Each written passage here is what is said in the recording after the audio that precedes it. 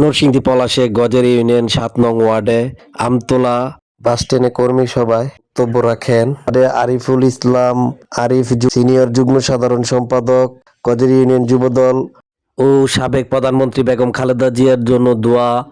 এ সময় সকল নেতৃবৃন্দ উপস্থিতির মাধ্যমে দোয়া পরিবেশন ও তাবারক বিতরণ করেন এবং রিফ্রেট ও গণসংযোগ কার্যক্রম পরিচালিত করেন। আপনারা দেখছেন নরসিংদীর কথাটি। ইউনিয়ন যুবদলের সিনিয়র যুগ্ম সম্পাদক মোহাম্মদ আরিফ মিয়া।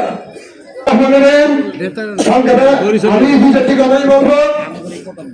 উপস্থিতি আমরা যারাই রাজনীতি করি এবং বিভিন্ন ওয়ার্ডে এবং কর্মী সভা প্রস্তুতি সভা আমরা করতে চাই সময় আজকে দেখেছেন যে আমি কিন্তু আমার এলাকায় সকল মা বোন যারা আছে তাদেরকে দাওয়াত করে এনেছি।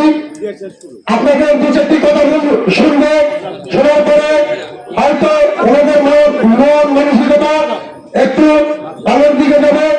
যাই হোক, অত্যন্ত দুঃখের বিষয়, দেশনেত্রী বেগম খালেদা জিয়া অসুস্থতার কারণে আমাদের আজকের এই যে প্রোগ্রাম এবং আগামী দিনের যে প্রোগ্রামগুলো হতে যাচ্ছিল সেই প্রোগ্রাম স্থগিত করা হয়েছে। আমি বলতে চাই, আমি যে মা বোনদেরকে দাওয়াত দিয়েছি সকলকে আহ্বান করব আগামী দিন আপনাদেরকে সুযোগ দেওয়া হবে দু চারটি কথা বলার জন্য। এবং আমরা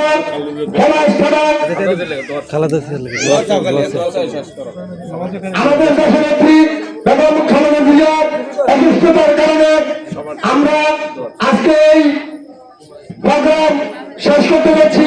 আমি বলবো সকলকে একটি কথাই, আমাদের নেত্রী গুরুতর অসুস্থ অবস্থায় আছে, সকলে আমাদের নেত্রীর জন্য দোয়া করবেন এবং আমিও পাশাপাশি দোয়া করছি যেন আল্লাহ তাআলা আমাদের দেশনেত্রী বেগম খালেদা জিয়াকে সুস্থতা দান করে, এই আশা এবং প্রত্যাশা রেখে আমি আমার আলোচনা এখানেই শেষ করছি।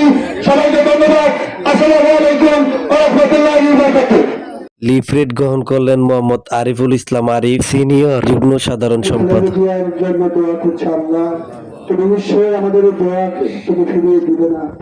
আল্লাহ তাআলা আয় আমাদের রব, আয় গফুরুর রহিম, আল্লাহ তাআলা তুমি বেগম খালেদা জিয়াকে আবার সুস্থ করে দিয়ে আমাদের মাঝে ফিরে নিয়ে আসো।